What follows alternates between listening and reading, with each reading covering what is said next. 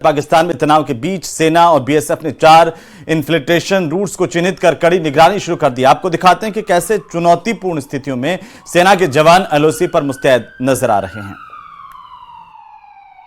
Network 18 की team पहुंच गई है लाइन ऑफ कंट्रोल से बहुत पास, और जब हम यहां से गुजर रहे थे हमें ये बॉर्डर सिक्योरिटी फोर्स की टुकड़ी देखी है। ये लॉन्ग रेंज पेट्रोल पे निकले हैं। लॉन्ग रेंज पेट्रोल का मतलब होता है 4 घंटे से भी ज्यादा का वक्त जब ये लगातार बिता रहे हैं इन बर्फीली चोटियों पर। हम आपको नहीं बता रहे हैं कि एग्जैक्टली ये एलआरपी कहां से आ रही है और कहां जा रही है, क्योंकि सुरक्षा की दृष्टि से ये बताना ठीक नहीं होगा। बट पिछले कुछ दिनों में हम सबने देखा है कैसे पाकिस्तान ऑक्यूपाइड कश्मीर में लाइन ऑफ कंट्रोल की दूसरी तरफ पाकिस्तान ने मोर्चाबंदी कर ली है। उनकी पाकिस्तानी आर्मी ने बताया है कि वो तैयारी अपनी पूरी रखी हुई है और लगातार, चाहे वो कुपवाड़ा हो, चाहे बारामूला हो, अखनूर सेक्टर हो, ये सारे जो लाइन ऑफ कंट्रोल के आसपास के इलाके हैं, उरी, वहां स्मॉल आर्म्स से सीजफायर वायलेशन हर रात चल रही है। पिछले 10 दिनों में करीब 25 बार स्मॉल आर्म से सीजफायर वायलेशन किया जा चुका है। ये जो इलाका है जहां ये लॉन्ग रेंज पेट्रोल मूव कर रही है, ये एलओसी के बहुत पास है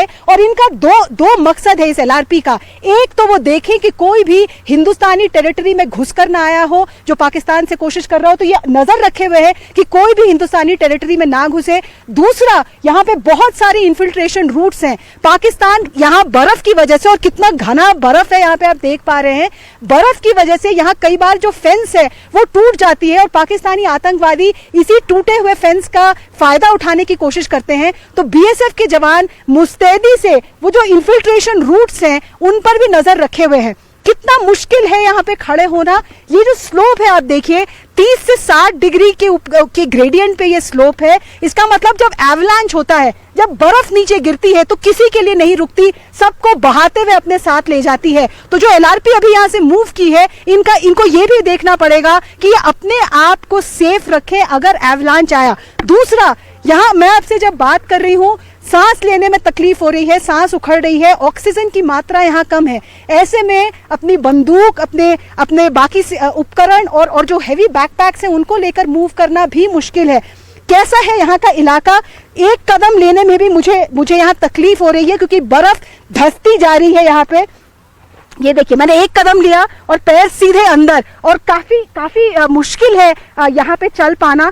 एक कदम जमा कर यहाँ पे चलने की कोशिश कर रही हूँ मैं। तो इन सारी दिक्कतों के बावजूद बीएसएफ के जवान इस लॉन्ग रेंज पेट्रोल पे निकले हुए हैं। फिसलन भी है, पैर भी फिसल सकता है आपका, लेकिन इस वक्त जो टेंशन है पहलगाम के बाद, तो बीएसएफ के जवान टूरिस्ट पे नजर रखे हुए हैं, इंश्योर कर रहे हैं कि टूरिस्ट को कोई तरह की दिक्कत ना हो। इन्फिल्ट्रेशन रूट्स पे नजर रखे हुए हैं और एलआरपी भी चल रही है, उनकी पूरी एरिया को डोमिनेट कर रहे हैं। इस पहाड़ पे हमने बीएसएफ के जवानों को देखा, और आगे इंडियन आर्मी की भी डिप्लॉयमेंट है।